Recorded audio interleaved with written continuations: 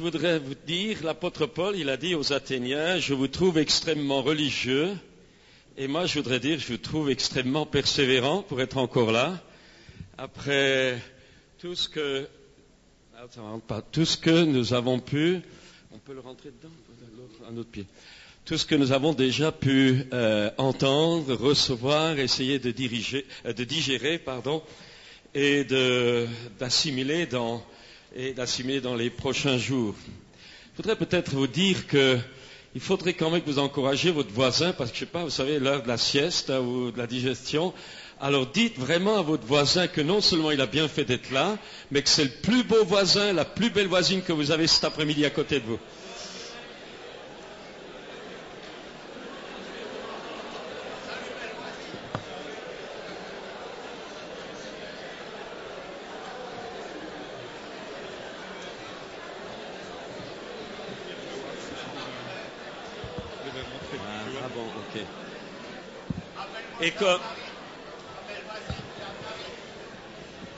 Et comme c'est l'esprit de vérité qui habite en vous, vous ne vous trompez pas. Hein.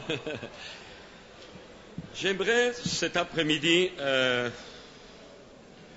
comment puis-je dire cela, essayer de rajouter une petite pierre à l'édifice de tout ce qui nous a été apporté depuis hier, avec à la fois cet encouragement, cette stimulation d'aller de l'avant, puisque nous avons l'Esprit de Dieu en nous, d'être des créateurs, d'être des gens actifs, d'être des gens positifs, hein, et d'avoir donc des visions et de se mettre en route. Hein. Ça, je crois que c'était le message déjà essentiel de ne pas attendre que Dieu fasse tout, mais qu'il faut qu'on s'y mette aussi.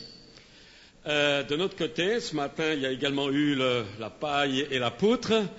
Donc, c'est devenu déjà un petit peu plus précis, plus rétréci. Et cet après-midi, j'aimerais vous parler d'un troisième aspect de cela, c'est que si tout le monde fonce, il y a des télescopages. Et j'aimerais parler cet après-midi des télescopages, ou plutôt des racines, des causes pour lesquelles il y a tellement de gens qui veulent foncer, qui veulent tellement être transparents qu'ils se rentrent dedans parce qu'ils ne se voient plus. Et j'aimerais cet après-midi vous donner un peu des racines pour lesquelles ça ne va pas tellement bien dans la relation du corps de Christ. Pourquoi ça ne va pas tellement bien dans le corps pastoral? Pourquoi il y a tellement de difficultés malgré nos prières, malgré, j'allais dire, toute notre attente, notre persévérance, tout ce qu'on entend, qu'on importe, qu'on lit à droite, à gauche, ou même les voyages qu'on peut faire, eh bien, je dirais, pourquoi le réveil semble vraiment tarder? Et je crois que la cause principale, j'aimerais cet après-midi en donner un petit aperçu. Et donc, je vous propose, peut-être pour que déjà vous rassurer, vous savez, vous connaissez cela, le pasteur a toujours tort. S'il prolonge son sermon de quelques minutes, il a mis un disque de longue durée. S'il parle normalement, on ne le comprend rien. S'il élève la voix au cours du sermon, il crie. S'il visite ses paroissiens, c'est qu'il met son nez partout. S'il fait des visites à domicile, il n'est jamais à la maison. S'il est à la maison, il ne fait jamais de visite. S'il a une voiture, il s'embourgeoise. S'il n'en possède pas, il n'est pas à la page. S'il est jeune, il manque d'expérience. S'il est vieux, il devrait enfin prendre sa retraite. Et s'il meurt, bien sûr, c'est un saint homme, mais il n'y a personne pour le remplacer. Ça, c'est le pasteur. Donc, comme vous êtes des pasteurs, vous aurez pitié de moi cet après-midi pour si je suis un peu trop long, un peu trop court. Mais j'aimerais introduire ces textes par trois textes. Le premier texte se trouve dans 1 Thessaloniciens 5, au verset 23. Il est très court, peut-être pas la peine de le chercher. Que le Dieu de paix vous sanctifie lui-même tout entier, et que tout votre être, l'esprit, l'âme et le corps, soit conservé irrépréhensible lors de l'avènement de notre Seigneur Jésus-Christ. Celui qui vous a appelé est fidèle, celui qui le fera. Encore une dernière chose, je voudrais vraiment vous remercier tous et charger peut-être tous les membres de vos églises qui ont prié pour pour le moment difficile, là, des 2 dernières années. Ça commence à aller bien mieux, c'est pas tout à fait terminé, mais on y arrive. C'est la grosse bataille. On a connu des luttes, des bagarres dans l'œuvre de Dieu, dans tous les azimuts. On a été criblés, ciblés, mais Jésus est vivant et nous, on est vivants aussi. Alors, je voudrais dire un grand merci et croyez-moi, toutes les prières qui sont montées vraiment dans le lit d'hôpital, je me sentais littéralement porté. Et si je suis là aujourd'hui, ça avait son séquelle au niveau, attrapé même une méningite le même jour, à la même heure où je tombais raide avec une méningite. Eh bien, un de nos jeunes représentants missionnaires au Tchad est mort, renversé par un accident de voiture. Même heure, c'était la visite du diable. Alors donc, un grand merci et je n'oublierai jamais vraiment tout ce support du corps du Christ et du corps pastoral et des chrétiens que j'ai pu ressentir spirituellement pendant toutes ces semaines. J'aimerais donc, premier texte, que le Dieu de paix vous sanctifie, esprit, âme et corps, mais il y en a un second qui se trouve dans le livre de l'Exode au chapitre 20 et à partir du verset 24. Tu m'élèveras un autel de terre sur lequel tu offriras tes holocaustes et tes sacrifices d'action de grâce, tes brebis et tes bœufs. Partout où je rappellerai mon nom, je viendrai à toi et je te bénirai. Si tu m'élèves un autel de pierre, tu ne le bâtiras point en pierre taillée, car en passant ton ciseau sur la pierre, tu la profanerais. Tu ne monteras point à mon autel par des degrés, afin que ta nudité ne soit pas découverte. Cet après-midi, j'aimerais parler de la position trinitaire de notre personnalité. J'aimerais cet après-midi vous dire d'où viennent vos problèmes, ou d'où viennent nos problèmes, la racine profonde pour laquelle il y a des victoires à remporter d'abord dans la compréhension des choses, mais aussi dans la construction du maintien, non pas nous ne créons pas, mais du maintien de la conservation de l'unité par le lien de la paix.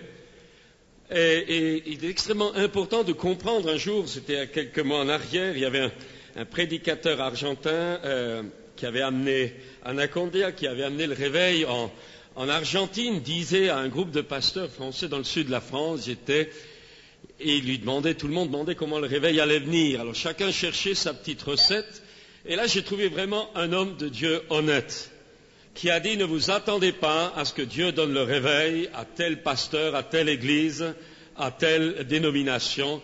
Il donnera le réveil au corps du pays, au corps chrétien du pays. Et ça, alors il y en a un qui s'est levé, il dit mais alors nous on est tous divisés les pasteurs dans le midi de la France.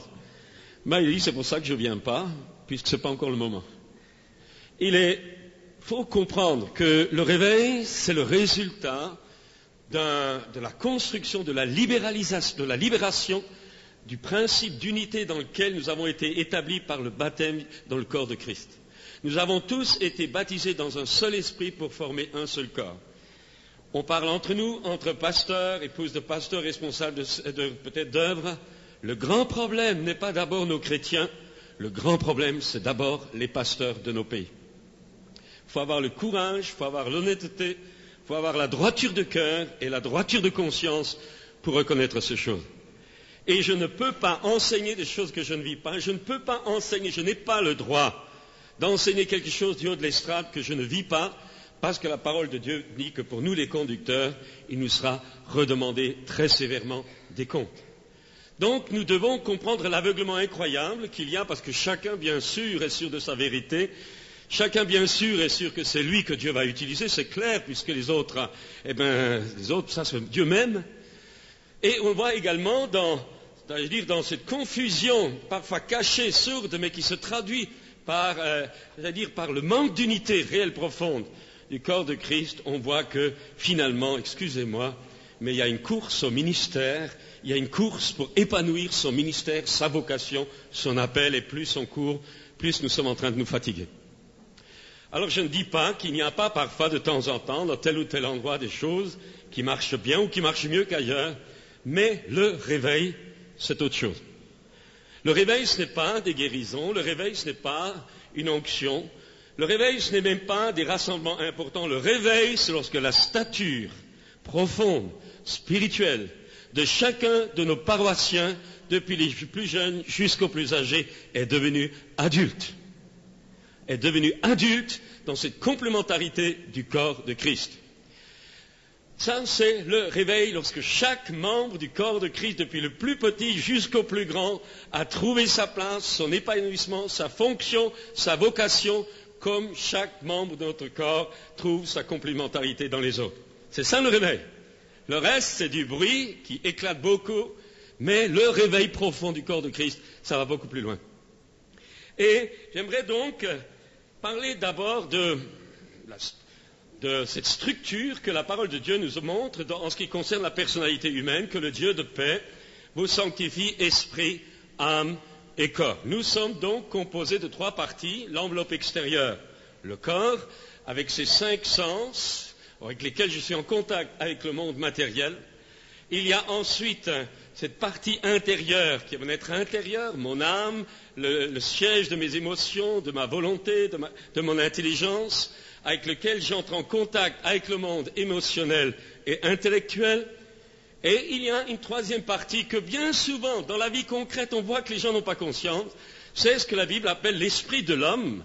Eh bien, que cette 3e partie spirituelle, elle, qui peut nous mettre en contact, qui normalement nous met en contact avec Dieu, mais qui peut également nous mettre en contact avec le monde occulte, donc la sphère spirituelle de notre personnalité. Et ces 3 dimensions, esprit, âme et corps, sont complémentaires dans l'action. Vous avez un esprit qui, au travers d'une âme, habite dans un corps. Et nous devons comprendre que s'il n'y a pas la compréhension, la révélation claire de la dimension de chacune de ces parties, il y aura capotage déjà en nous. Et s'il y a capotage, déséquilibre, désharmonie dans notre personnalité, eh bien nous reproduisons consciemment, inconsciemment, d'une façon claire, d'une façon insidieuse, nous communiquerons aux autres cette désharmonie qui est en nous. Et pourquoi y a-t-il une désharmonie dans le corps de Christ? Parce que ceux qui le composent sont désharmonisés déjà à l'intérieur d'eux-mêmes. C'est ce que dira Jésus, dira au médecin, guéris-toi toi-même. Et il est important de comprendre l'enjeu dans lequel nous nous trouvons actuellement. Nous vivons des temps difficiles. Il y a à la fois les plus belles choses qui se passent dans le monde, et il y a à la fois les pires, et il y a à la fois également dans le corps de Christ, dans l'œuvre de Dieu. On vous parlera, on vous donnera les statistiques, le nombre de conversions par jour, les pentecôtistes qui augmentent, les charismatiques qui se développent. On est les meilleurs. Multiplication d'églises, non pas souvent par gain des inconvertis, mais par division entre les chrétiens ou transfert de chrétiens d'une assemblée dans une autre. Alors on crée une nouvelle, ce n'est pas de la multiplication, c'est de la division.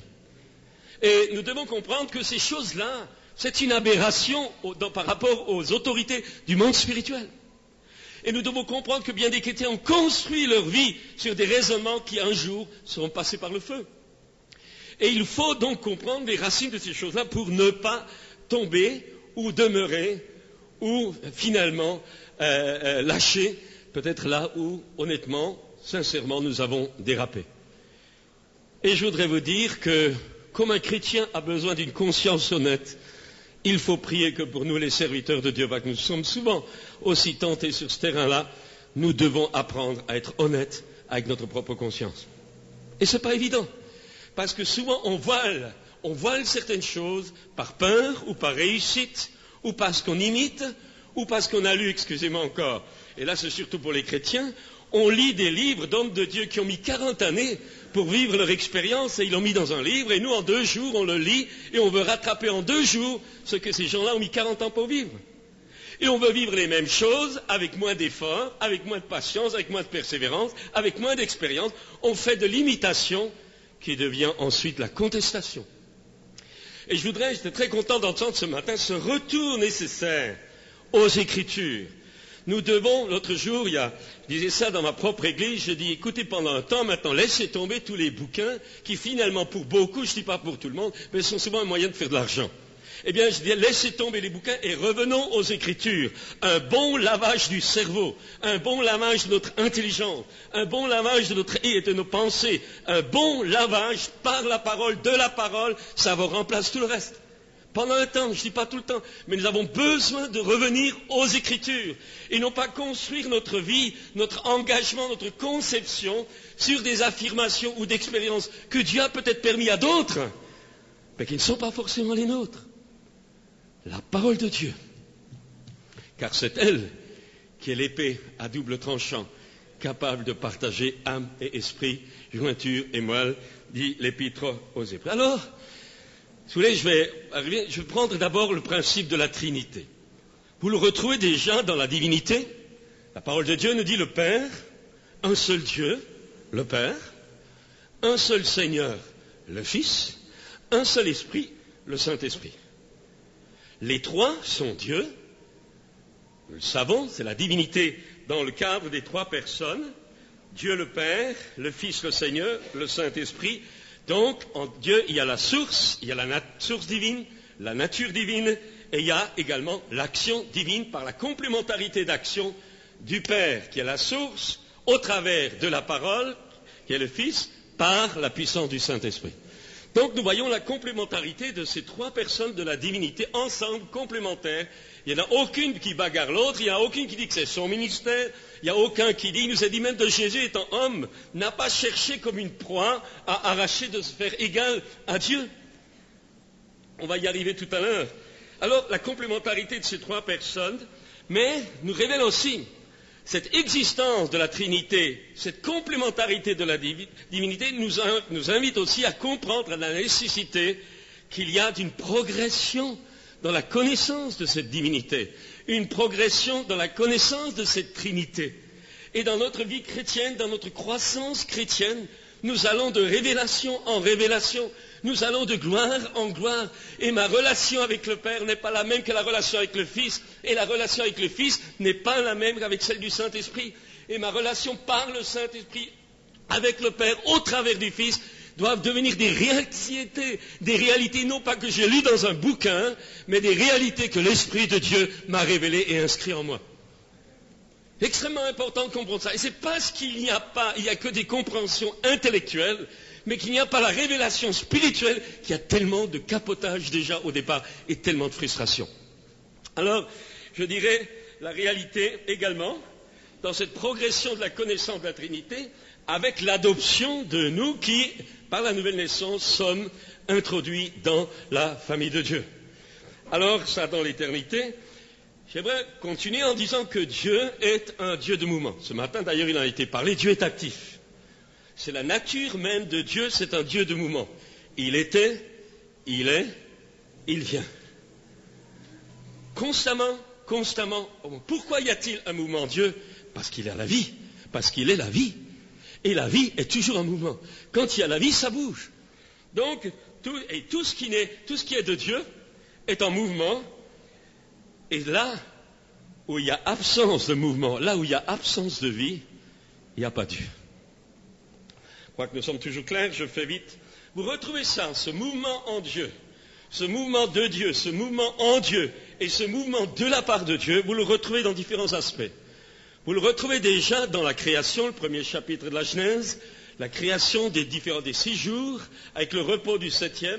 Vous voyez les différentes étapes de mouvement en Dieu pour la création. Vous avez également un autre aspect très simple, les 7 lettres aux 7 églises de l'Apocalypse, où vous voyez que la première lettre, de la première jusqu'à la dernière, il y a à la fois un message spirituel à chaque église, à chaque chandelier, mais il y a également dans ces différents messages une progression historique de l'évolution de l'histoire, depuis la première église à laquelle la première lettre est adressée, jusqu'à la dernière église, l'église de Laodicée, qui est la fin de l'histoire. Et quand on étudie les 7 lettres, on ne voit pas seulement des caractéristiques que Dieu met en évidence, ou que Jésus met en évidence, comme des problèmes à régler dans son église, mais voit aussi une évolution eschatologique de l'histoire de l'église dans les temps passés jusqu'à la fin de ce jour. Jusqu'à la fin de ces jours. Nous devons comprendre que Dieu est un Dieu de mouvement. Et vous le retrouvez donc dans la vie de l'Église, comme vous le retrouvez dans la création, comme vous le retrouvez dans la nature divine de Dieu. Rappelez-vous le char d'Ézéchiel, un mouvement incroyable. Ce mouvement en Dieu, vous le retrouvez également dans les fêtes juives. Quand vous prenez les 3 grandes fêtes historiques juives, la Pâque, la Pentecôte, et puis la 3e en automne, qui est la fête des tabernacles, vous voyez là également une évolution. Il y a une évolution. Pâques, c'est la sortie d'Égypte, c'est le salut. La Pentecôte, ce sont les prémices, les premières prémices de la moisson. Et puis, la fête du tabernacle, c'est-à-dire, c'est la joie, toutes les récoltes sont rentrées, tous les fruits sont rentrés, la récolte totale est faite. C'est l'apothéose, le repos de la récolte faite avec donc la fête des tabernacles, réjouissance, louange, adoration, avec pour ceux qui aimaient le camping ou ceux qui aiment le camping, il y en a.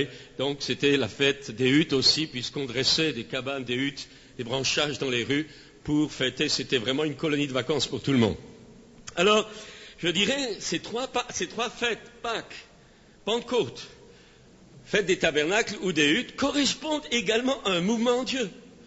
Pâques, nous le savons, Jean dit, c'était le salut, c'était la sortie d'Égypte du peuple Israël conduit par Moïse. La Pentecôte, c'était la réception au mont Sinaï des tables de la loi.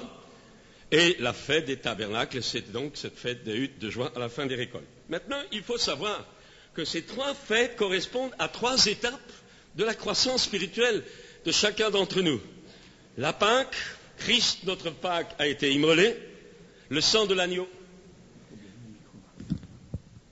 Le sang de l'agneau pascal, nous lave et nous purifie de tous nos péchés. Jésus est l'agneau du monde qui vient ôter les péchés du monde, l'agneau de Dieu qui vient ôter les péchés. Donc, Pâques, c'est pour nous aussi, chrétiens, c'est notre salut. Christ, notre Pâques a été immolé. Départ d'une vie chrétienne.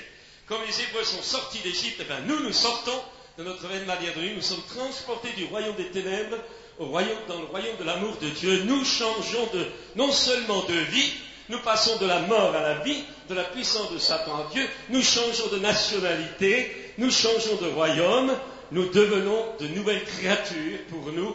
En Jésus-Christ, toutes choses anciennes sont passées, toutes choses sont devenues nouvelles. Christ, notre Pâque, a été immolé. Et nous sommes morts avec lui, et nous sommes ressuscités avec lui. Ça, c'est le départ. Et puis, vous avez évolution. Ensuite vient la vie de l'Esprit. La vie de l'Esprit, baptême dans le Saint-Esprit, vous recevrez une puissance et vous serez les témoins à Jérusalem, en Judée, en Samarie, à Mulhouse, à droite, à gauche, jusqu'aux extrémités de la terre. Donc, les arts du Saint-Esprit, la communication d'Esprit. À la Pâque, c'est la communication, la régénération par la foi dans le sang. Et bien, la Pentecôte, c'est la réception de la puissance d'en haut, la personne du Saint-Esprit dans laquelle nous sommes immergés, baptisés dans l'Esprit Saint, et nous commençons alors à vivre non seulement les arts, les premiers, les dons, la manifestation du Saint-Esprit, donc c'est la Pentecôte, donc voilà les pentecôtistes. Il y en a qui s'arrêtent à la Pâque, ce sont les chrétiens traditionnels évangéliques. Il y a ceux qui vont plus loin, qui sont les chrétiens de la Pentecôte, qui ont donc veulent vivre le deuxième aspect, qui sont les charismes et la vie dans l'esprit. Et vous avez ensuite la troisième fête, qui est la fête des tabernacles, la fête de la plénitude, qui correspond dans la démarche chrétienne, dans notre évolution chrétienne, à la révélation de Jésus qui dit vers mon Dieu, vers votre Dieu, vers mon Père, vers votre Père, la finalité dans laquelle Jésus veut nous conduire, la finalité à laquelle le Saint-Esprit veut nous conduire en Christ, c'est la révélation du Père, parce qu'un jour Dieu sera tout en tous, c'est lui la finalité totale. Donc nous devons comprendre qu'il y a un développement, nouvelle naissance, équipement de puissance, marche en avant, entrer dans la relation pour qu'à un moment donné nous ayons cette révélation de la paternité de Dieu et cette révélation également de notre filiation divine. Nous sommes enfants de Dieu et nous faisons partie de la famille de Dieu. Là, il n'y a plus de race, plus de langue, plus de culture. Jésus a rassemblé les enfants de Dieu dispersés dans toutes les races, dans toutes les langues. Il a brisé le mur d'inimitié qui nous séparait. Il nous a tous saisis, nous a immergés dans l'Esprit Saint pour former un seul corps. Ça, c'est clair. Que chaque race, chaque origine garde son identité humaine, sociologique, culturelle, tout à fait. Mais dans les choses de l'Esprit, dans la parole de Dieu, il y a un seul peuple dont Jésus est le Seigneur. Alors, il y a également, ça c'est pour les trois fêtes, je fais vite parce que vous allez voir, je vais aller beaucoup plus loin que cela. Et puis vous avez le tabernacle que Moïse était chargé de construire dans le désert, reproduit d'une autre façon dans la forme du temple, où il y avait également trois aspects. Il y avait le parvis, où il y avait l'autel du sacrifice, fait en bois et avec de l'airain dessus.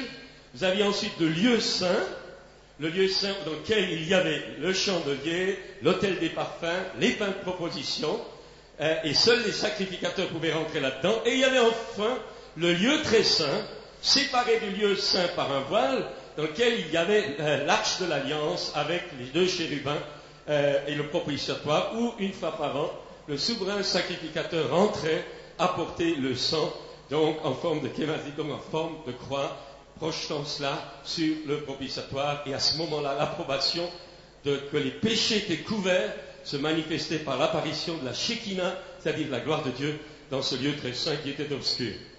Mais ce que nous devons savoir, c'est que là également, il y a une progression. Il y a, le parvis représente déjà, il y aurait tellement de choses à dire, mais je résume, représente une typologie très claire de l'autel d'airain, où on apportait le sacrifice des animaux, représente le Christ, le sacrifice par excellence, qui là va verser son sang. Première étape, le sang. Première étape, la foi dans le sang. Première étape, la foi en Christ. Nous sommes sauvés non pas par nos œuvres, mais par la foi dans le sang précieux de Christ. Ça, c'est le parvis. Et Jésus est une typologie du parvis, ou plutôt le parvis est une typologie de la personne de Jésus. Et puis, le lieu saint, chandelier, encens, eh bien, il y a tout un ensemble de symbolisme, pas le sujet, mais il y a là le domaine de l'esprit. Parvis, nouvelle naissance par la foi, lieu saint, la vie dans l'esprit, le chandelier, donc toutes les manifestations de l'esprit. Le parvis correspond à la Pâque, le lieu saint correspond à la Pentecôte, et ensuite vous aviez le 3e lieu, le lieu très saint, qui lui, où il y avait donc cette manifestation de Dieu par la Shekinah, et c'est le lieu très saint, correspond à la 3e personne de la divinité, le Père, la révélation de la paternité dans notre croissance, dans notre impénétration par la révélation dans les profondeurs mêmes de Dieu. Alors, je dirais que dans le parvis, le bois qui composait l'autel était couvert d'airain. Dans le lieu saint, c'était plus de l'airain qui couvrait le bois. Dans le lieu saint, c'était le bois qui était couvert avec de l'or. Et dans le lieu très saint, alors, les chérubins, le tabernacle était, la table de proposition et les chérubins étaient en or massif. Il n'y avait plus de mélange là.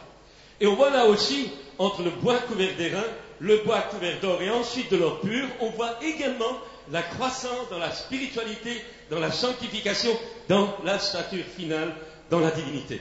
Et nous devons comprendre que ces choses nous ont été données comme des instructions pour que nous réalisions que sans la sanctification, nul ne verra le Seigneur. Et ça, on l'oublie.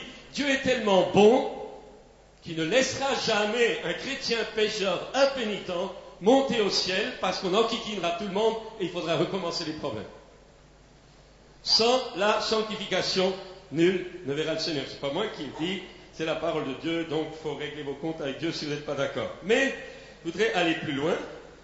Il y a encore dans le corps le baptême d'eau, baptême du Saint-Esprit dans notre âme, dans notre être intérieur, et puis également la plénitude de la révélation. Jésus qui dira, allez vers mon Dieu, votre Dieu, dites à mes frères, fraternité, révélation, et ensuite prendre vraiment conscience que nous avons un même Père.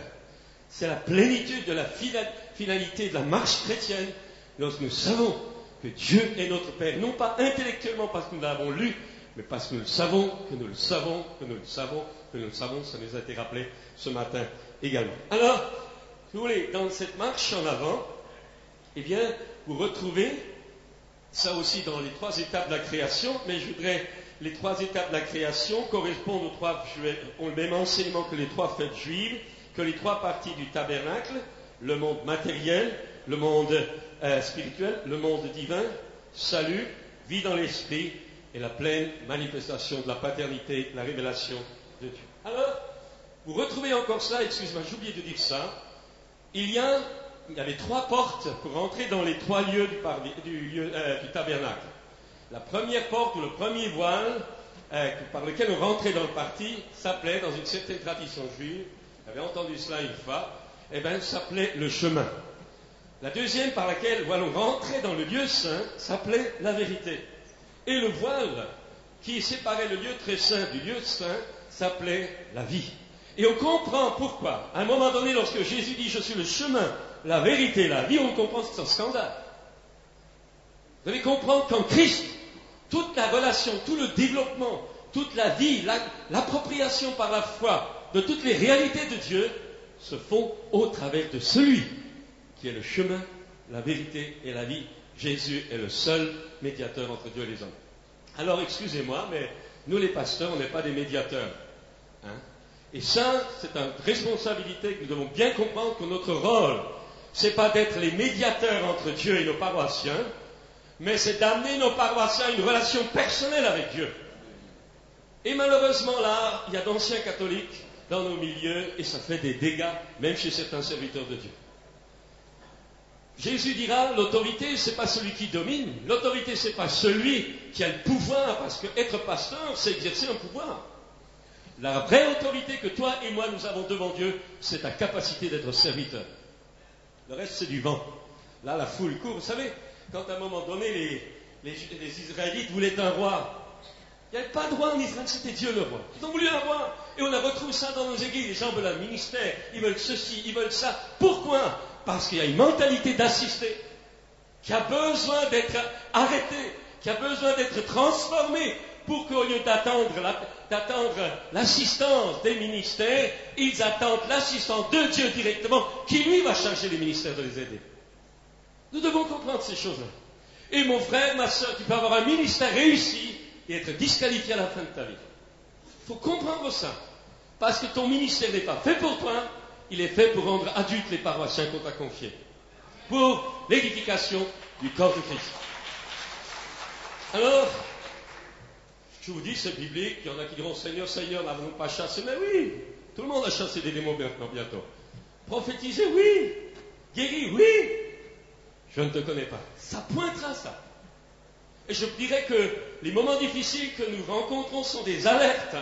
Sont des alertes au corps de Christ, des alertes au corps pastoral. Pour qu'on sache que Dieu ne change pas. Sa parole est sa parole. Alors, je continue parce qu'il faut aller plus loin. Cette progression, vous la retrouvez avec Jésus.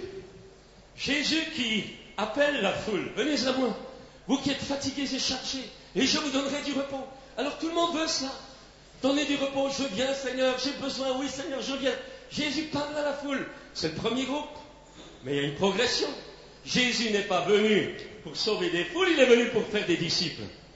Alors il appelle la foule au salut, mais ensuite il appelle ceux qui acceptent de le suivre, et il leur dit maintenant, à la foule il dit venez et recevez, à ceux disciples il leur dira venez, donnez et acceptez de mourir s'il le faut. C'est plus le même esprit, c'est plus le même contexte, c'est plus la même spiritualité, c'est plus le même style de vie. Et je crois que c'est un danger énorme de ne pas prêcher dans nos églises, dans nos réunions, les deux aspects de l'évangile. C'est-à-dire que c'est vrai que Dieu veut et accompagne sa parole par des signes, par des prodiges et des miracles, mais cela n'est pas la finalité, ce n'est qu'un moyen. La finalité profonde, c'est que le royaume de Dieu soit installé et accepté dans les cœurs pour qu'un homme ou une femme accepte de suivre Dieu, non pas parce qu'il le bénit, mais parce qu'il est Seigneur de sa vie. Ça, c'est autre chose. C'est autre chose. Et vous en avez beaucoup moins. Et dans la foule qui suivait Jésus, il y avait beaucoup moins de disciples. Venez, recevez, d'accord. Venez et donnez, alors c'est autre chose. Et Jésus dira, il y a plus de joie à donner qu'à recevoir. Donc tout un autre style de vie, toute une autre construction mentale, des structures mentales, rationnelles, intellectuelles, spirituelles, émotionnelles, physiques, autres. Et puis, ça va encore plus loin en rétrécissant dans cette progression. Au milieu des 12, dans les grandes circonstances de sa vie, Jésus va avoir que les trois, Pierre, Jacques et Jean. Par exemple, sur la montagne de la transfiguration, par exemple, à Gethsémane, il prend ces trois avec lui. Vous remarquerez que là aussi, c'est quelque chose d'intéressant à voir. Pas le temps d'insister, mais Jésus n'a jamais voulu rester seul. Il faut redire ça. Jésus n'est pas venu pour manifester son ministère. Il est venu pour engendrer le corps. Et Jésus avait toujours eu en vue l'équipe, le travail complémentaire. Et vous devez comprendre qu'un ministère qui est réussi, c'est un ministère qui a réussi à se dédoubler, à se tripler, à se compléter par des ministères que le Seigneur lui a associés dans l'Esprit Saint. je vais plus loin, encore dans cette affaire-là, c'est que dans Éphésiens 4:11, il est question de « Et le Seigneur a emmené des captifs, il a fait des dons aux hommes. Et il a donné les uns comme apôtres, les autres comme prophètes, les autres comme évangélistes, les autres comme pasteurs et docteurs. » Il y a les 12 disciples apôtres de Jésus. Il y a ensuite, après la résurrection de Jésus et après la Pentecôte, il y a ensuite les ministères du Saint-Esprit. Il y a des apôtres de l'Esprit Saint, des prophètes de l'Esprit Saint, des docteurs et des pasteurs de l'Esprit Saint. Il y a les 12, et puis il y a ensuite ceux de l'Esprit Saint, et il y a également au milieu de nous et dans le corps de Christ différenciation de ministères. Alors pour ceux peut-être qui ne le sauraient pas, je sors une vieille image. C'est les 5 doigts de la main qui représentent les 5 ministères de base. On appelle généralement les ministères de gouvernement dans l'Église. Apôtre, c'est le pouce. Le prophète, c'est celui qui monte la direction. Le majeur, c'est l'évangéliste, celui qui sort le plus de l'Église. L'annulaire, c'est le pasteur qui s'est marié avec son Église. Et le petit doigt, c'est le docteur qui vous ouvre l'oreille pour que vous compreniez les Écritures. Ça, c'est donc à la base. Mais vous remarquez que les 5 doigts travaillent ensemble. Il n'y a pas le pouce qui se balade tout ça en disant c'est moi qui ai le ministère et pas là. Non! Le ministère apostolique, c'est le seul ministère qui a la capacité de travailler ou d'engendrer, parce qu'il a cette semence en lui, d'engendrer les autres ministères. Le pouce, c'est le seul doigt qui peut travailler avec les autres doigts de la main. Et la Bible dit que l'Église est fondée sur l'enseignement des apôtres et des prophètes. Et vous devez comprendre que notre rôle, ou plutôt notre croissance spirituelle, c'est d'abord nous de savoir dans quelle catégorie nous sommes placés dans le corps de Christ, et ensuite comprendre qu'aucun doigt n'est suffisant par lui-même. Et que la volonté de Dieu, c'est que nous présentions à l'Église et au monde, non pas un bonhomme ou une bonne femme, non pas un ministère, mais nous présentions l'équipe, c'est-à-dire l'ensemble du corps des anciens. Anciens au milieu desquels il y a des ministères, il y a des anciens, et puis il va y avoir des diacres, etc. Je m'explique pour être très clair. Et vous devez comprendre que votre vie, la mienne, ne sera pas réussie, mon ministère ne sera pas réussi, parce que j'aurai développé tout l'onction, tout l'appel, toutes les prophéties que vous voulez. Être clair. Si vous restez seul, ou que vous nettoyez les autres pour que vous paraissiez, un jour vous serez responsable, parce que la vocation, le ministère, les dons que vous avez reçus ne sont pas à vous, ils sont au corps. Et Dieu vous demandera les comptes, même pour votre propre ministère. Et c'est pour cette raison que Dieu a constamment, il nous fait passer les uns et les autres par des crises, pour que nous réalisions à la longue que nous sommes de fichus propriétaires, et que ce ministère ne nous appartient pas, comme Dieu a redemandé Isaac à Abraham. De temps en temps, Dieu nous redemande notre ministère pour que nous soyons libres entre les mains de notre Dieu. Alors, je vais aller plus loin encore. Alors, je vais dire cela. Pourquoi? Il y arrive peut-être tout à l'heure, si j'oublie, je vous le dis maintenant, comme ça je ne voulais pas. Nous sommes souvent ébranlés parce que nous voyons parfois des ministères très forts. Ils ont les dons, ils ont les charismes. Ce sont des bâtons. Ce matin, on a entendu ça ensemble. Tout à fait d'accord, il faut y aller.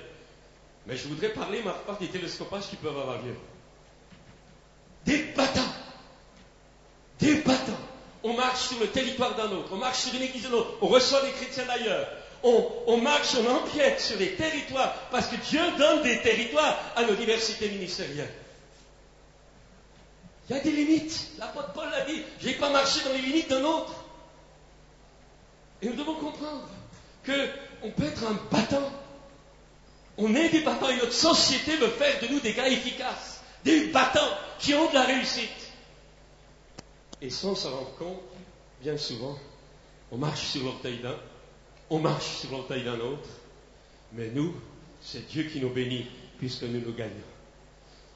Et je veux dire pourquoi je crois absolument à la nécessité de comprendre que le ministère fait partie d'une équipe. C'est que l'équipe, le groupe, le corps, associés, les responsables, associés par le Saint-Esprit, eh bien, apprennent alors la délicatesse. On apprend le respect. On ne fait pas, avant on était peut-être des voleurs de poules dans le monde, maintenant on est des voleurs de chrétiens. On apprend la délicatesse, on apprend le respect, On apprend à respecter le travail, peut-être mal fait, mais qui a été fait par les autres. Et je veux dire, je commence à toucher un des points pour lesquels le réveil ne vient pas, malgré tout le bruit qu'on peut faire. Il n'y a qu'à regarder la vie des couples. Vous savez, il faut aux impositions des mains, dans n'importe quelle église je vais, des problèmes de chrétiens, problèmes de couple, problèmes avec les enfants, problèmes. Il y a des problèmes partout. La façade, oui, c'est beau, c'est blanc, mais derrière, il y a des ossements. Alors il faut vraiment avoir le courage, j'aimerais cet après-midi vraiment vous encourager à être vrai avec nous-mêmes. Vous n'êtes peut-être pas tellement nombreux, mais si vous comprenez cela, eh bien, on est capable, comme a dit le frère, de bouleverser notre pays. Alors, je dirais donc, je voudrais vraiment inciter là-dessus, un travail d'équipe accepté, eh bien, à ce moment-là, permet au corps de fonctionner, aux chrétiens de s'aimer et aux responsables, pasteurs, ministères de tous genres, à se respecter, à se compléter. Et les frustrations, les blessures seront évitées bien souvent. Et je vais aller plus loin. Ta spiritualité, ma spiritualité. Et là, il faut battre en brèche ce truc-là. Ta spiritualité, c'est pas l'onction que tu peux avoir quand tu prêches. Ta spiritualité, c'est pas l'onction que tu peux avoir dans ta réunion. Ta spiritualité, c'est pas les dons spirituels que tu fais. Ta spiritualité, c'est pas les miracles que tu fais. Ta spiritualité, c'est le caractère de Jésus qui est vu en toi et au travers de toi. Parce que moi, j'ai connu des serviteurs de Dieu qui vivaient dans le péché le plus noir, qui avaient des campagnes d'évangélisation florissantes.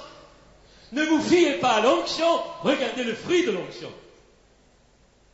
C'est important. Il faudrait faire toute une étude de l'onction. Vous savez, il y a le gars du théâtre, il a une onction. L'acteur, il a une onction. Le cinéaste a une onction. La vedette de cinéma a une onction. Le chanteur, il a une onction. Hitler avait une onction. Ce qui compte pour nous, ce n'est pas l'onction. Ce qui compte, c'est pas ce que Dieu peut faire au travers de toi. Ce qui compte, c'est ce que tu es, toi, devant Dieu. Parce que Dieu peut utiliser même un âne. Excusez-moi, je ne compare pas des ânes, mais il faut comprendre cela. Il faut comprendre cela. C'est pour cette raison que Jésus dit, plusieurs diront, Seigneur, Seigneur, Seigneur, n'avons-nous pas? Non, vous ne l'avez pas fait.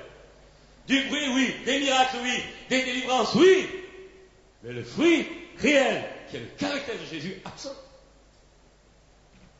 Ça, il faut absolument prier pour cela. Et à ce moment-là, je voudrais faire, j'ai dit tout à l'heure au début, je voudrais faire un appel d'honnêteté. Ce matin, le frère l'a dit, pasteur, il ment. C'est vrai que les pasteurs mentent. Quand on est touché émotionnellement, on ment. On dit à l'Isra qu'il ne faut pas mentir, mais les pasteurs mentent. Pas tout le monde, vous êtes les meilleurs, mais ailleurs, oui. Vous devez comprendre ça. La bataille, elle est là. La bataille commence dans le corps pastoral, chez moi, chez toi, chez nous. Ça ment dans le corps de Christ. Ça ment chez les pasteurs. Ça ment dans les familles. Ça ment dans l'Église. Alors, je dirais que ceci encore, les Hébreux voulaient un roi, alors qu'ils devaient dépendre. Les hommes veulent des chefs. Nos églises veulent des leaders. Et il en faut, sinon il y a l'anarchie. Mais ces leaders ne doivent pas se considérer comme des leaders. Ces leaders doivent se considérer comme des hommes ou des femmes selon leur service qui doivent les attacher à celui qui est le berger par excellence. Dieu donne à un ministère d'être attractif. Vous savez, quand vous avez l'onction, vous êtes attractif. Un homme peut être attractif pour une femme. Pourquoi y a-t-il des adultères? Parce qu'il y a une attraction qui se fait. Des femmes peuvent être attractives dans l'onction à un homme ou pour un homme. Donc, l'onction nous rend attractifs. Mais ce que Dieu te demande, ce que Dieu justifie chez toi, ce n'est pas l'onction, mais qu'est-ce que tu fais avec cette onction? Et Dieu te rend attractif pour qu'à l'heure de Dieu, tu disparaisses et qu'il ne voit plus que Jésus seul. C'est ça, un vrai ministère. C'est pas quelqu'un qui se sert de l'estrade, public ou résultat, c'est quelqu'un qui révèle Jésus. Je dis Jésus. C'est important. C'est important. Alors j'aimerais dire que nous retrouvons cela dans la composante de notre personnalité. Dans Hébreux 4, il est écrit que la parole de Dieu est plus tranchante qu'une épée à double tranchant. Elle partage âme et esprit. Je l'ai dit tout à l'heure, Nous sommes formés de 3 parties, esprit, âme et corps. Et le travail de Dieu commence dans la partie spirituelle, notre esprit. Il ne commence pas dans le corps. Ce n'est pas parce que tu sens des émotions qu'en sortant d'ici, tu ne vas pas chuter. J'ai vu des gens vivre les plus grandes manifestations de l'esprit et 5 minutes après commettre adultère. Pour moi, c'est zéro, c'est du vent. Il y a des gens qui sont tellement travaillés dans leur corps par les manifestations de l'esprit que leur corps est exacerbé. Leurs émotions sont exacerbées, oui, qu'ils deviennent vulnérables, émotionnels trop forts, et lorsque la tentation vient, ils chutent. Je n'invente rien, je pourrais vous donner deux noms de mon église. Pourquoi? Parce que le travail de Dieu commence à l'intérieur et finit à l'extérieur. Tu peux avoir des manifestations extérieures, tu peux avoir des manifestations dans ton corps, tu peux avoir des manifestations dans ton âme, mais si l'esprit n'est pas touché en profondeur réellement d'abord, profondément, tout ce que tu auras vécu sera enlevé comme de la fumée par le vent. Alors, il faut le comprendre donc. Alors, on pourrait simplement dire, dans ces 3 dimensions, esprit, âme et corps, le corps extérieur, je l'ai dit, c'est l'enveloppe extérieure. L'âme, le siège de nos émotions, notre intelligence, de notre volonté, et l'esprit, cette faculté invisible intérieure, dont un des langages est notre conscience, notre intuition, eh bien, ça, c'est le langage de notre esprit. Par la conversion, par la nouvelle naissance, par ma foi en Jésus, gratuitement, c'est le don de Dieu, si je suis sincère et que j'accepte de renoncer, me repentir à mon ancienne vie passée, eh bien la parole de Dieu acceptée, rendue vivante par l'action du Saint-Esprit, va régénérer au fond de moi mon esprit, mon être humain, mon esprit humain. Nous sommes régénérés par la parole incorruptible de Dieu et par l'Esprit Saint, disent les Écritures. C'est le départ. Et tu peux chanter des cantiques, adorer, sauter, faire tout ce que tu veux, louer, donner la dîme, donner même plus que la dîme. Si tu n'es pas né de nouveau, ton résultat, c'est l'enfer. Si un homme ne naît de nouveau, il ne peut entrer dans le royaume de Dieu. Et nous avons dans nos églises des paroissiens qui sont bien éduqués chrétiennement, mais qui ne sont pas nés de nouveau. Alors, je dirais encore ceci à ce sujet-là. Il y a un processus de régénération par la foi et la soumission à la parole de Dieu. Et je voudrais dire ce que je crois, après avoir vu tous les dégâts des gens marcher fort et ensuite s'être ramassés comme des malpropres. Je crois que nous devons reprêcher, non pas la guérison, non pas le salut, non pas la guérison, les miracles, les prodiges, mais nous devons reprêcher le royaume de Dieu et l'autorité et la seigneurie de Jésus-Christ dans la vie de chacun. Accepter, tant qu'un homme n'a pas accepté la seigneurie de Jésus-Christ, eh bien, il y aura des problèmes dans nos églises. Et nous, on parle du salut, donne ta vie à Jésus, tu vas être heureux, ça va être merveilleux. C'est pas ça. Tu es pécheur, tu es en rébellion, tu es lié par le péché, ta vie est liée de péché. Jésus est le Seigneur. Repens-toi et donne-lui ta vie. Seigneurie totale de Jésus. Au départ, pas plus tard, au départ. Et alors, la seigneurie de Jésus se confirme par son action de salut. La seigneurie de Jésus, acceptée librement par la foi, se concrétise par une démonstration de puissance, par des miracles, des guérisons, etc. Mais le centre, c'est pas nourrir les chrétiens dans leur mentalité d'assister et d'égoïsme. Le centre, c'est la repentance et la reddition sans condition à la seigneurie de Jésus. C'est ça l'évangile. Et pourquoi les chrétiens craquent dès qu'il y a un bobo, ils craquent? Pourquoi? Parce qu'ils sont venus pour être heureux. Ils n'ont jamais accepté de se soumettre à la seigneurie totale de Jésus et devenir chrétien. 24 heures après, tu peux perdre ta vie. Et c'est dans les pays où il y a le plus de persécutions qu'il y a les chrétiens les plus engagés. Alors, je dirais, obstacle à la régénération, la non-repentance, je fais vite, le non-renoncement, l'obstacle au baptême du Saint-Esprit, c'est pareil, désobéissance, malédiction occulte, non-amenée, etc., non-soumission pratique, etc., et manque de désir et de foi, c'est aussi une réalité. Alors, j'aimerais maintenant aller plus loin. Et parler de corps, parler rapidement de mon âme, j'ai pas le temps, et parler de mon esprit. La Bible dit qu'il y a une bataille entre mon âme et mon esprit. Entre mon âme et mon esprit, qu'est-ce que ça veut dire? On va y arriver. Tout d'abord, ceci, Et la Bible révèle, et l'expérience de notre vie révèle, qu'il y a une séparation douloureuse à accepter et à faire par la parole de Dieu entre notre âme et notre esprit. Comment cela peut-il se faire? Notre âme, je l'ai dit, c'est le siège de notre intelligence, c'est le monde intellectuel, c'est le monde émotionnel, c'est notre ego, c'est notre volonté, c'est notre personnalité. Eh bien, cette âme est le produit d'années peut-être d'éducation.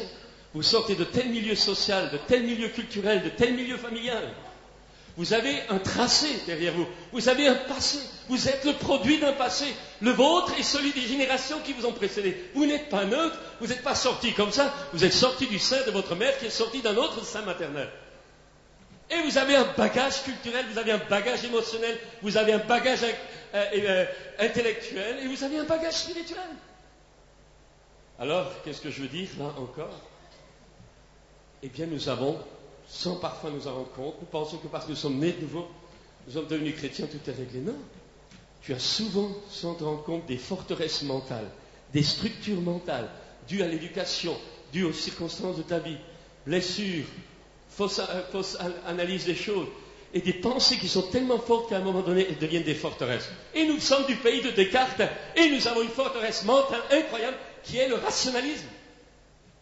Nous décortiquons tout. Pourquoi nos frères du tiers-monde, africains ou tiers-monde, pourquoi ont-ils beaucoup plus de miracles?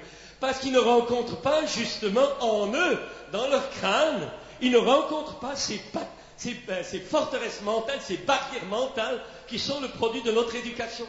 Dieu a dit, crois, ils pensent et ils voient. Nous avons et ce que je veux dire par là, c'est que notre âme a des structures mentales, des forteresses mentales ou émotionnelles, des blessures émotionnelles qui ont créé des plis mentaux ou des plis émotionnels, et ces plis vous empêcheront de vivre la liberté glorieuse et la visitation et les dons et la marche en avant en tant qu'enfant de Dieu. Et il faut que ces plis mentaux soient brisés. Il faut que ces forteresses mentales soient anéanties. C'est pour cette raison que l'apôtre Paul dit, nous amenons toute pensée captive à l'obéissance de Christ. C'est une bataille. C'est une bataille contre la chair, mais c'est une bataille aussi, Éphésiens 6 nous le dit, contre les dominations, les principautés, les esprits méchants qui soufflent sur notre nature charnelle comme un vent souffle sur la braise. Vous devez comprendre qu'il y a les deux. Alors, je dirais encore ceci. La séparation de l'âme et de l'esprit. Problème des forteresses mentales. Nous avons accepté de retravailler, de laisser Dieu travailler notre âme, travailler nos émotions. En un mot, quand toutes tes émotions, toute ton intelligence te dit ceci, tu as envie de ça, ceci je l'aime, et que la parole de Dieu dit ça, c'est pas bon, il y a bataille. Il y a bataille entre la parole et il y a bataille entre ton intelligence, entre ton âme et la parole. Et c'est dans la mesure, et là nous arrivons à clé à la base, c'est dans la mesure où dans ta vie, parfois dans des combats, en comptant par patience, par persévérance sur l'aide de l'Esprit Saint, en te revêtant par la foi de toute la vie du Christ qui va te permettre de triompher, tôt ou tard, il faut que tu comprennes que ces choses-là, elles doivent être anéanties. Il faut que tu comprennes que toutes ces barrières mentales, toutes ces choses doivent être cassées pour que Christ, qui est venu habiter en toi à ta conversion, qui t'a rempli de son Esprit Saint au baptême du Saint-Esprit, puisse non seulement demeurer en toi, mais couler au travers de toi. Jésus a dit, il n'a pas dit qu'il recevait le Saint-Esprit, il a dit des fleuves d'eau vive, une source d'eau vive. Recevoir l'Esprit de Dieu, c'est devenir une source de communication et de vie pour les autres. Pourquoi chez beaucoup de chrétiens ça ne coule pas? Parce qu'ils sont bloqués dans leur tête, bloqués dans leur conception mentale, bloqués dans leur éducation, bloqués par leur passé, et je vais aller plus loin, bloqués par leur désobéissance, parce que ça coûte de renoncer à quelque chose. Alors vous avez cette invention lamentable de la grâce. Tant que j'ai pas envie, je ne le fais pas. Mais un jour, tu n'auras pas envie d'aller en enfer, tu y seras quand même. Parce que la Bible parle de la grâce de Dieu en toutes choses, dont nous devons nous emparer par la foi, par la vie de Jésus, pour nous rendre obéissants. Alors, on va aller plus loin encore. Cette séparation, cette bataille entre l'âme et l'esprit. Cette séparation de l'âme et de l'esprit se fait par la parole de Dieu. Et quand la Bible dit ça, et que moi je pense ça, lorsque la culture dans laquelle j'ai été élevé dit ça, alors que la parole de Dieu dit ça, je n'ai pas à regarder la culture ou quoi que ce soit, j'ai à regarder la parole de Dieu. Elle est transculturelle. Sauf des adaptations secondaires. Il est clair que ce sont des Hébreux, vous avez une robe longue, vous n'allez pas sortir dehors comme ça. Mais c'est secondaire. Mais les principes généraux de la parole de Dieu sont transculturels. Alors, et c'est là que la déchirure se fait. C'est là que la peur des hommes nous fait mettre des compromis.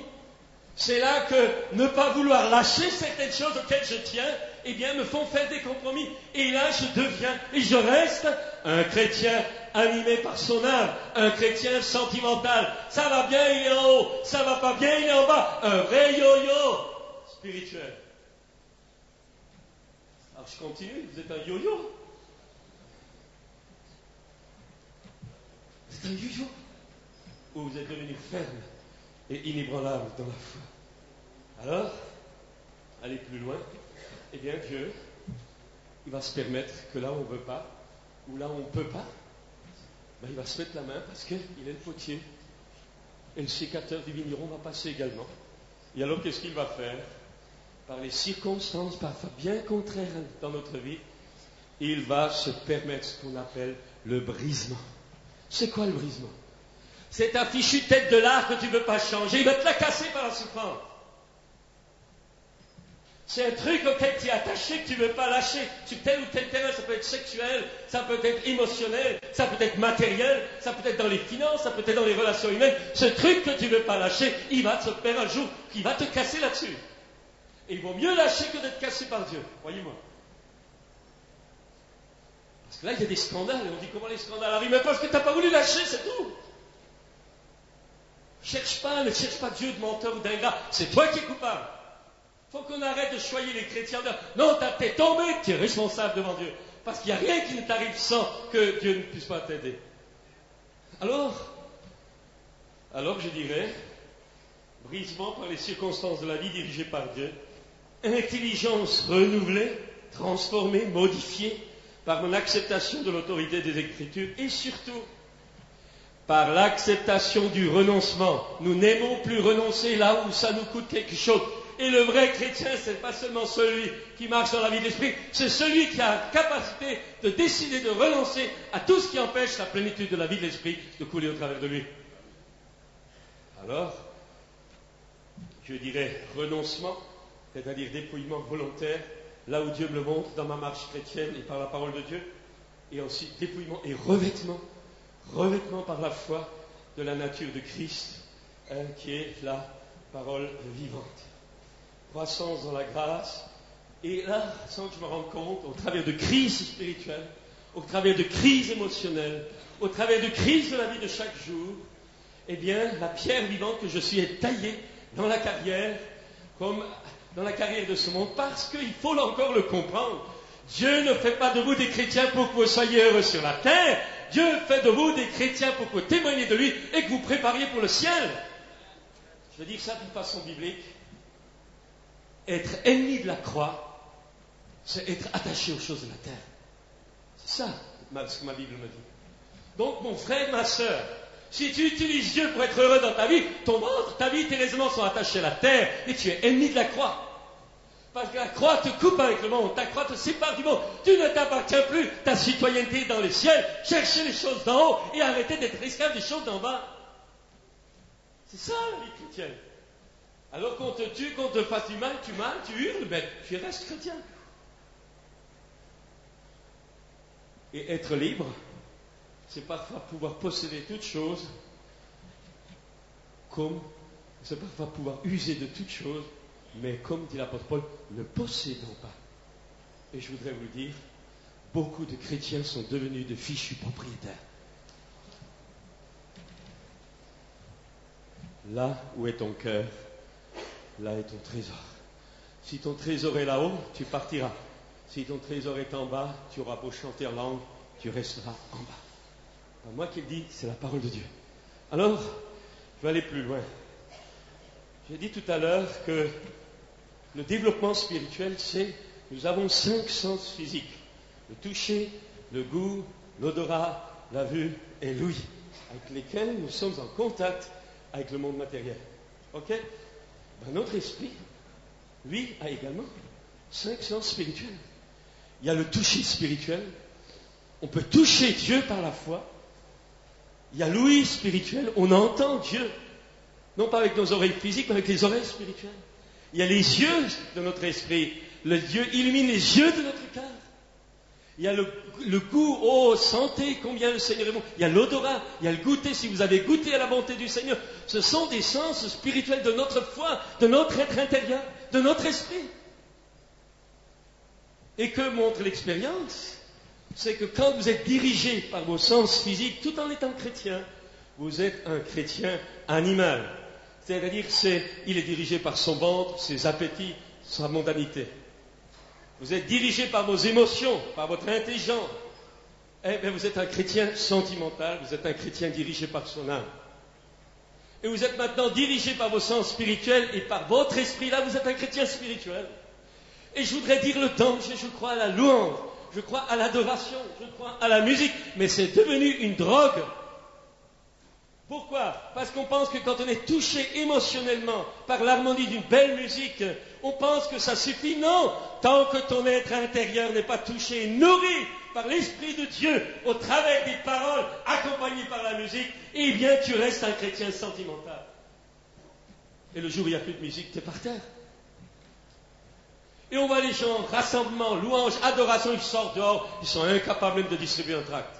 Vous demandez des volontaires pour l'évangélisation, il n'y a personne. Vous faites un concert de louange, la salle est pleine. Chrétiens sentimentaux, dirigés par l'âme.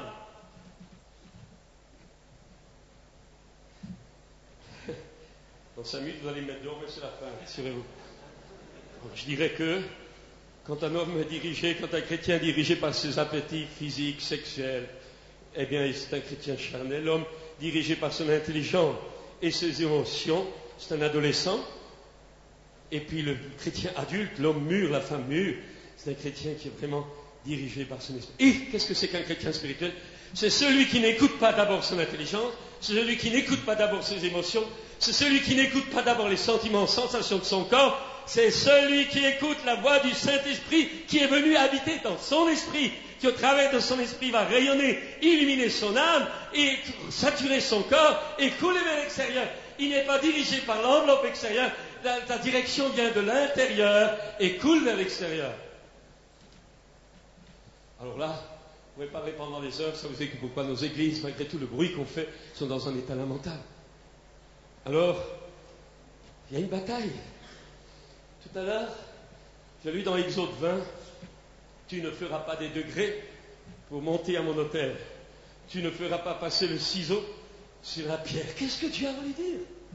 Quand on a construit le temple de Jérusalem, sous Salomon, il n'y a eu aucun bruit de marteau, nous dit la Bible. Les pierres étaient taillées dans la carrière. Et vous devez comprendre, nous devons comprendre que nos vies et la vie de nos paroissiens sont actuellement taillées sur cette terre pour s'assembler dans la Jérusalem céleste. En un mot, la priorité de Dieu, ce n'est pas que ça y heureux, parce que Dieu peut vous permettre de mourir, Dieu peut vous permettre d'être persécuté, Dieu peut permettre qu'une maladie vous enlève, un accident vous enlève. Il n'a jamais dit que ça ne vous arriverait pas. Parce que des gens beaucoup plus intelligents que vous, moi, que c'est arrivé. Mais Dieu a dit qu'il te prépare pour une éternité totale. Mais Dieu te prépare, il te façonne, il te taille pour cette construction dans la carrière qui est notre vie sur la terre, pour que d'un côté nous témoignions de la réalité de notre vocation, au travers des souffrances aussi, pas seulement quand tout va bien, et que, arrivé là-haut, nous entendions cela va bien, bon et fidèle serviteur, tu as été fidèle en peu de choses, entre, je te confie de grandes choses, entre dans la joie du Maître. Vous pouvez regarder, la plupart des chrétiens prêchent, tu es chômeur, Dieu va te donner des boulots, tu es malade, il va te guérir. Je peux vous dire, quand j'étais à l'hôpital, j'ai vu des chrétiens sincères, depuis des années, paraplégiques. Et les braves chrétiens qui étaient pleins de slogans n'étaient pas là pour les visiter, ceux-là. Moi, le premier, je ne l'avais pas fait. Je ne savais pas. Nous devons comprendre qu'il y a des réalités qui nous dépassent.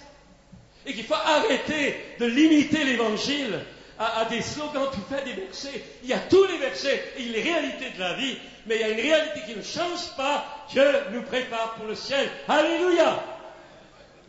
Alors, qu'est-ce que je veux dire par là? Tu ne feras pas des degrés, pas de ciseaux taillés. Ça veut dire quoi? Dieu, excusez-moi, on en a parlé ce matin avec Usa, le char qui avait été déplacé. Eh bien, je veux dire, Dieu, excusez-moi, mais Dieu ne veut absolument pas de votre bonne volonté ou de la mienne. Parce que même votre bonne volonté est viciée par le péché. Qu'est-ce que je veux dire par là? Prendre un exemple. Caïn va apporter à Dieu un sacrifice qui est le résultat de son travail pour Dieu. Et il va apporter les fruits des champs. Premièrement, il oublie que les champs étaient maudits. Deuxièmement, il oublie que tout ce qui était le produit de la terre était maudit, tout ce qui était le produit de la malédiction ne pouvait pas être offert à Dieu. Mais il oubliait également que Dieu ne peut accréer que ce qu'il demande, et ce qu'il demande, il nous le donne pour le faire. Donc, Caïn a apporté quelque chose de son propre cru, de sa propre vie, qui puisait sa source en lui-même. Et Dieu regarda avec déplaisir et dit, le péché est couché à ta porte, mais toi domine sur lui. Abel, c'était autre chose. Abel était tellement conscient qu'il ne valait rien, que même sa vie apportée à Dieu ne valait rien, qu'il a su que la seule chose que Dieu pouvait accepter, c'est la vie d'un autre. Et alors il a apporté l'agneau. Dieu considéra l'offrande d'Abel, mais regarda avec déplaisir l'offrande de Caïn. Et je vais maintenant dire une énormité peut-être pour plusieurs.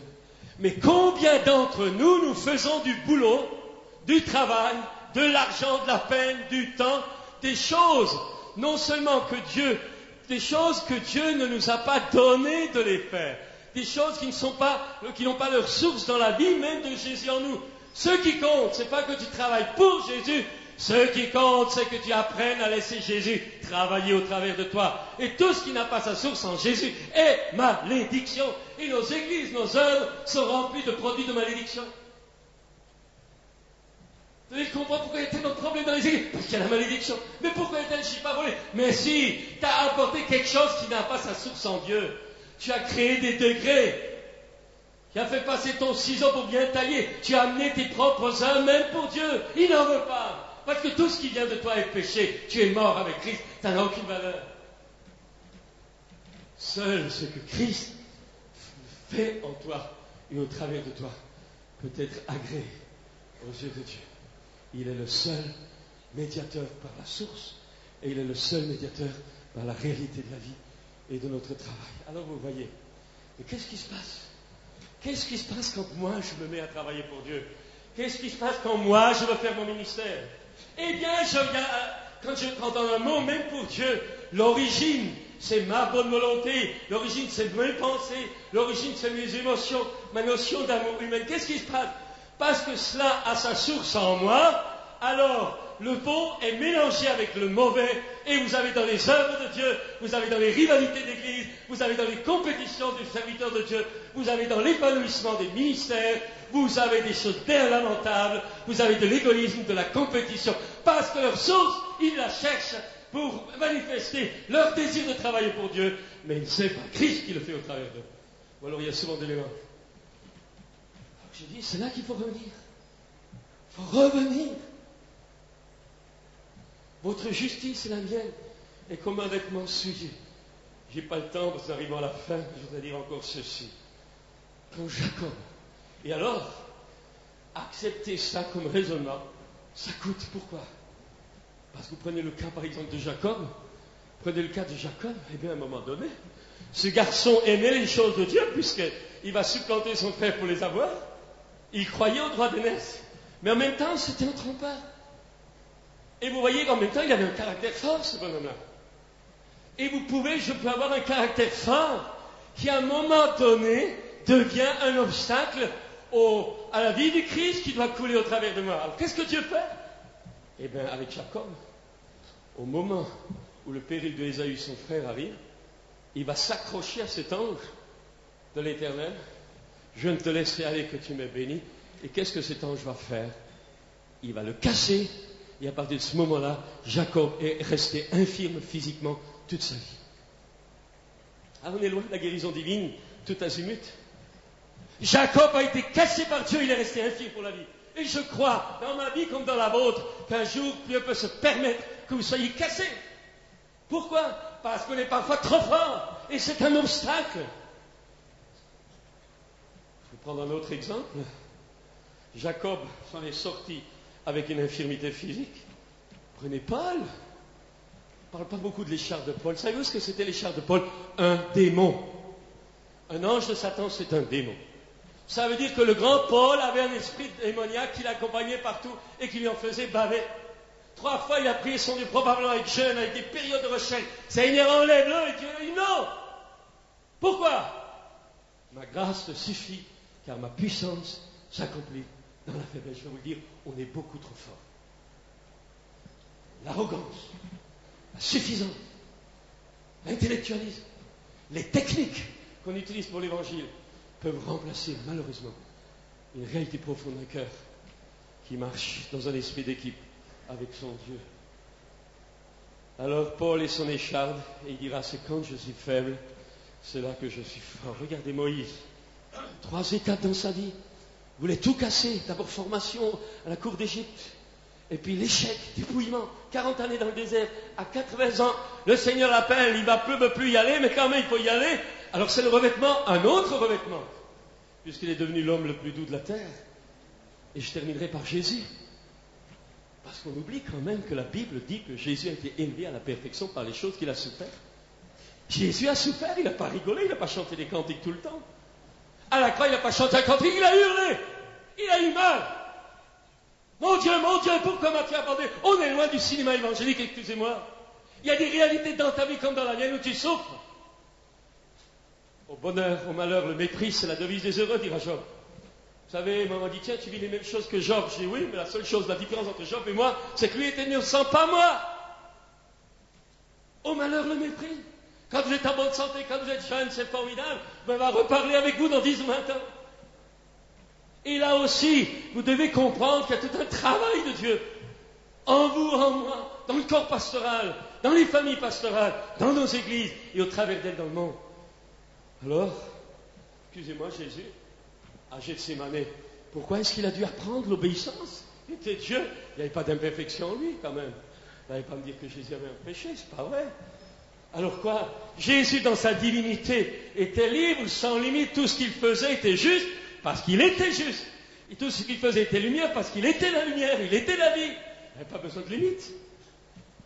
Mais parce qu'il a accepté de devenir homme, parce qu'il a accepté de se limiter par rapport aux autres créatures, il a accepté par la souffrance à renoncer à sa propre liberté par amour pour vous, par amour pour moi, par rapport à la vie collégiale du corps de Christ et par rapport à son Père. En un mot, Jésus a accepté à renoncer à certaines choses justes parce qu'il a accepté de devenir fils de Dieu, homme. Nous laissons un exemple afin que nous suivions ses traces. Alors, Dieu ne peut pas être tenté. Jésus n'a pas connu la souffrance, mais Jésus a connu la souffrance par les tentations. Pourquoi? Parce qu'il était devenu homme. Et notre nature humaine nous expose. Et Jésus a dû connaître l'appel au renoncement auquel il pouvait renoncer s'il le voulait. Mais il dira à Gethsémane, non pas ce que je veux, mais ce que toi tu veux, ça lui a coûté. Puis je veux dire que la grâce, c'est accepter. Il y en a qui disent, ouais, la grâce, mais on est libre. Je suis mort à la loi, mort au péché, je suis sur la grâce.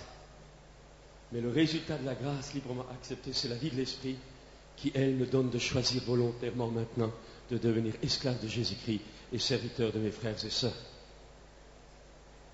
Tu vis dans la vraie grâce de Dieu par un choix personnel de devenir le serviteur des autres.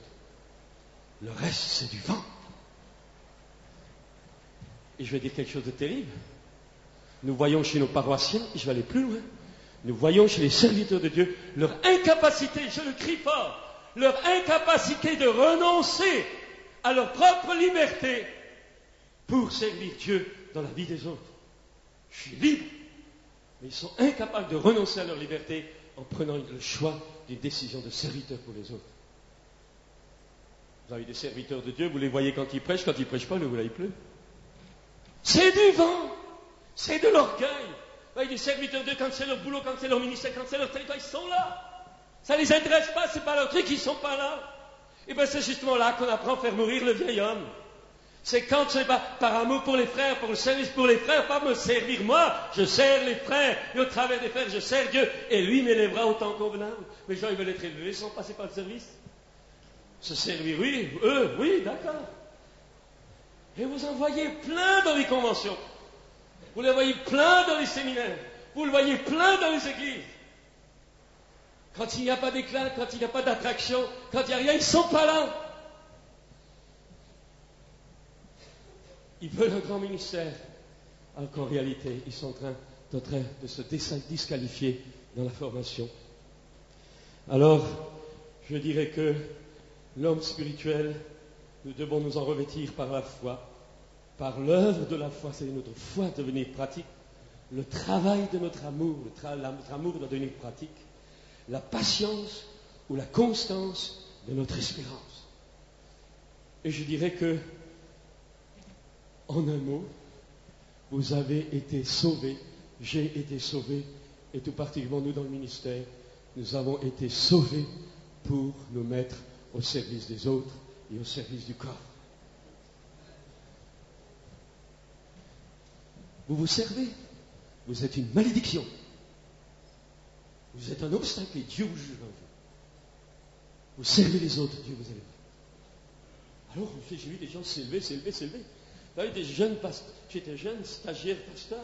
J'en ai vu des gars qui prêchaient, j'en ai vu des gars qui avaient l'onction, j'en ai vu des gars qui en faisaient. Aujourd'hui, ils sont dans la nature, leurs enfants sont dans la nature. Tu peux bien commencer, mais ce qui compte, c'est pas bien commencer. Ce qui compte, c'est bien terminer. Pourvu que nous gardions jusqu'à la fin. Pourvu que nous persévérions jusqu'à la fin. Alors, frères et sœurs, je m'arrête là. Il y avait simplement ceci. Je voulais donner des témoignages de formation de Dieu, mais je sens qu'il ne faut pas que je parle de moi, donc je vais simplement dire ceci. Ce soir, j'aimerais terminer par un appel. Nous avons entendu de belles choses. Nous avons entendu une vision. Nous avons entendu des exhortations pour nous mettre pour foncer. Mais la question que je te pose, tu veux foncer, pourquoi? Je vais vous dire quelque chose. Quand j'étais sur mon lit d'hôpital, 2 heures après, je n'étais pas sûr de rester vivant. Là, j'ai découvert une chose. Je connaissais, j'avais lu tous les bouquins, je connaissais la Bible intellectuellement. Mais là, j'ai compris la différence qu'il y a entre croire dans la grâce, dans la justice de Jésus, et le réaliser, la réaliser. Savoir qu'on est mort et réaliser qu'on est mort, c'est autre chose.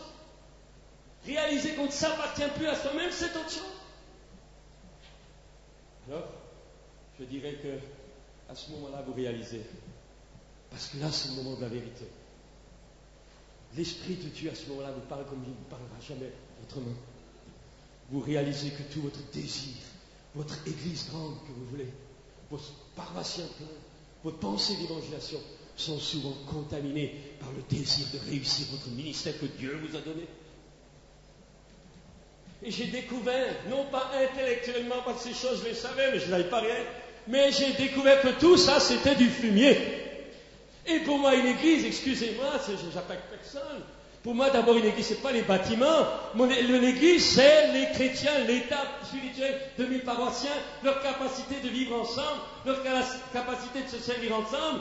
L'église, c'est la relation spirituelle que nous avons, les serviteurs de Dieu, les uns avec l'autre, et non pas nos petits clans. Alors, bien sûr que je ne suis pas d'accord avec telle doctrine, bien sûr que je ne suis pas d'accord avec tel truc, bien sûr. Pensez pas que j'avale tout. Sur les choses essentielles, fermeté. Sur les choses secondaires, amour fraternel, patience, car Dieu est capable d'éclairer aussi les autres. Alors, je dirais ceci. Il faudrait vraiment qu'on comprenne ça. Allez, j'ai perdu la pensée, mais il faudrait vraiment qu'on comprenne ça. J'ai compris, j'ai réalisé. Pour moi, aujourd'hui, je m'en fous d'un bâtiment. Je m'en fous de la réussite à vivre, parce que je sais que toutes ces choses-là, je ne les emmène pas au ciel.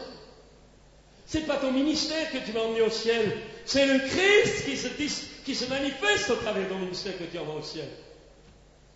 Bien sûr que c'est ton ministère. Il ne faut pas non plus que c'est ton ministère, mais ce n'est pas mon. C'est le Christ, le ministère du Christ, au travers du membre que tu es dans le corps de Christ. C'est ça qui restera. Et ça, vous devez l'accepter. Or, vous avez plein d'enseignements sur le pardon, les amertumes, les divisions, les rivalités. Vous avez plein d'enseignements sur l'esprit de serviteur. Vous avez plein d'enseignements sur la relation fraternelle du corps de Christ. Plein d'enseignements. On les prêche, moi je les prêche, mais devant Dieu et devant vous, je reconnais que je suis un pauvre type. Un pauvre type. Mais je ne dis pas un pauvre type pour continuer. Il faut que ça change. Parce que si vraiment Christ habite en toi, tu changes. Tu changes. En bien. En bien. Parce qu'on voit aussi des choses changer en mal. Et je dirais, notre convention de l'ASF qui n'a rien à voir avec la fédération, je précise quand même, parce que des fois il y a des confusions. Nous étions une petite équipe de frères, on avait cette vision du corps. On ne voulait pas que les gens la récupèrent. On voulait être ouverts, respect des autres, marcher ensemble et progressivement s'édifier mutuellement pour arriver à cette unité du corps de Christ où Dieu pourra envoyer le réveil. Parce que je crois que quand les serviteurs de Dieu seront unis, Dieu ordonnera à la bénédiction de descendre. Alors j'ai dit, une convention comme celle-là, ce n'est pas le produit d'un bonhomme, ce n'est pas le produit d'un... Ça ne doit pas l'être, dis-moi. C'est une équipe d'hommes de Dieu, d'accord, associés par l'Esprit de Dieu, dans des choses essentielles pour rassembler les serviteurs de Dieu dispersés dans notre fichu pays de France, de Navarre, Belgique, Suisse, au Pauvré. C'est ça la vision. C'est pas la SF répète, ça non? Pas ça du tout. L'hérésie. Pas ça du tout. Ouvert. Appeler les blessés du chemin. Montrer qu'il y a des hommes de Dieu capables de s'harmoniser. Autant que c'est possible, ça ne veut pas dire qu'on laisse tout faire. C'est pour ça qu'il faut une équipe. Ça ne dépendra jamais d'un homme. On ne peut pas l'accepter. Parce qu'un homme est incomplet. Et tôt ou tard, il y a la soif du pouvoir qui vient. C'est clair, c'est visible. Non, c'était pas prévu au programme. Alors je le dis, de tout mon cœur, c'est chez nous que ça commence, les serviteurs de Dieu. Vous comprenez pourquoi j'appuie? Parce que je vais faire un appel. Je vais faire un appel. Je vais faire un appel parce que nos chrétiens ont besoin de voir des serviteurs de Dieu unis. Nos chrétiens, et je voudrais vous dire, je terminerai par ça, l'onction véritable. Ou plutôt, qu'est-ce que Dieu cherche? Qu'est-ce que nous devons voir? Ce n'est pas l'onction que vous avez, parce que vous pouvez en avoir. Ce n'est pas l'onction que j'ai. Je suis un prédicateur médiatique, j'ai l'onction. J'ai un prédicateur qui prêche sa parole, Dieu confie en cette parole, j'ai l'onction. Des qualités, des dons naturels, des dons spirituels. Toutes ces choses existent. Mais, je vais vous dire quelque chose maintenant. Essayez de me suivre, c'est le dernier point. L'onction, où c'est mon ministère, où c'est mon service, où je me mets en avant, est une onction de l'âme. Mon ministère est un ministère de l'âme. Et maintenant, je vais vous montrer. Cette onction qui est sur mon âme, sur mon intelligence, sur mes émotions, c'est normal, c'est l'onction véritable.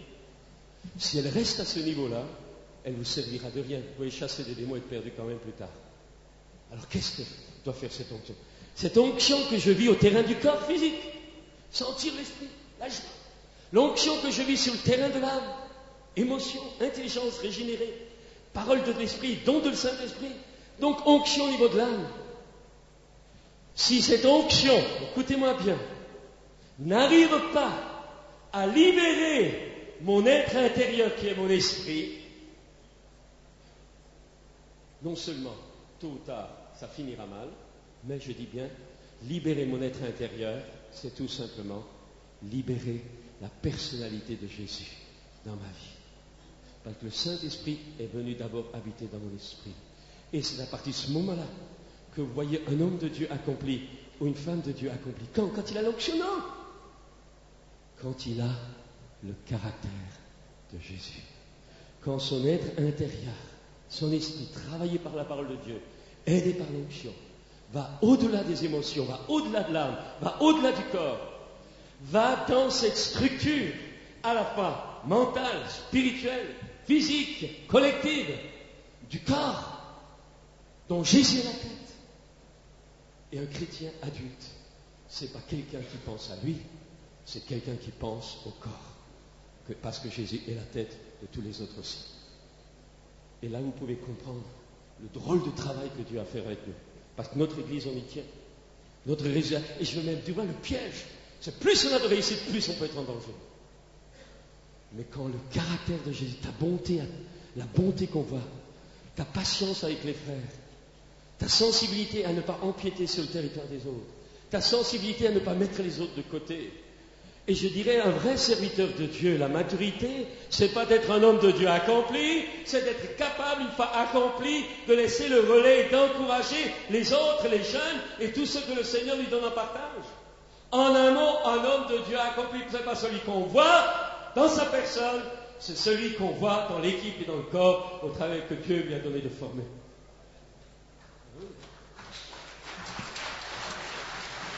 Alors je veux dire, pour terminer cela, les chrétiens veulent des rois, parce que c'est beaucoup moins fatigant.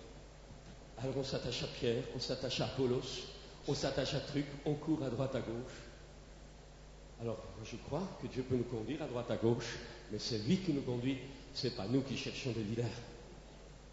Frères et sœurs, si vous êtes d'accord, agitez la main pour savoir si j'ai perdu mon temps ou non. Alors je vais vous demander qu'on prie un instant maintenant. Seigneur, je m'invite à vous lever un instant maintenant. Seigneur, viens maintenant. Seigneur, viens maintenant. Et je vais vous demander quelque chose. Je vais vous demander de sortir des rangs si vous êtes d'accord. De venir ici, devant. Va remplir les allées devant. Et va un instant se tenir vraiment devant vous. Va crier à Dieu. Pour que ça change dans nos vies si c'est nécessaire. Ou que ça change dans la vie des autres. Demandez aux musiciens, oui, de venir. Mais je vous invite à sortir ceux qui sont d'accord. À venir ici, devant. Oh, mais oubliez ceux qui sont à votre droite, à votre gauche. C'est devant Dieu qu'on est maintenant. Oh, oh Seigneur, commencez à lever vos mains, commencez à prier en langue, à haute voix, commencez à exprimer votre soif de cœur de ces choses-là. Commençons de tout notre cœur.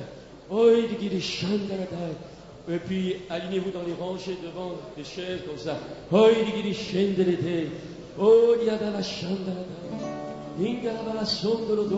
allez, prie en langue maintenant. Commencez à prier en langue. Prie à Dieu que ça change dans nos églises. Prie à Dieu que ça change dans le corps pastoral. Prie à Dieu que ça bouge. Oh,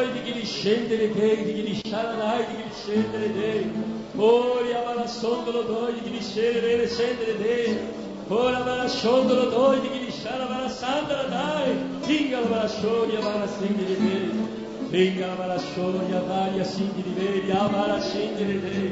Oria bara sotto lo doi di scendere vere sempre dai.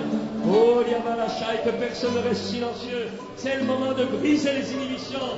C'est le moment de briser les forteresses. C'est le moment de vous délier. Et je vous délie au nom de Jésus.